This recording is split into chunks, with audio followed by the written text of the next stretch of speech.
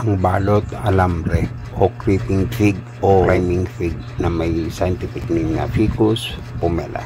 Ito ay makikita natin nakabalot sa mga puno ng niyog, puno ng kahoy, sa mga batuhan. Ginamit din itong halamang pangdekorasyon na siyang ipinangkakapit sa mga pader. Ang bunga ng balot alambre ay kinakain sa ibang bansa at ipinanggagamot sa mga nagsasala o mga taong umiihi sa gabi sa higaan at sa mga lalaking hindi na tumitikas ang ari, pamamaga ng itlog o luslos, hindi regular na regla ng mga babae at hindi pagkakaroon ng gatas. Sa Japan at sa China ay kilala din ito bilang halamang gamot. Ang pinagpakuluan ng bunga, tawan at mga dahon nito ay ginagamot sa rheuma, arthritis, sakit dulot ng pagkakaroon ng pita. Ginagamot din sa diabetes at high blood pressure. Ang mga dahon naman ay ginagamit bilang analgesic sa namamagang bukol, dysentery, dugo sa ihi. Ang mga dagta naman ito ay pinanggagamot sa mga sakit sa balat.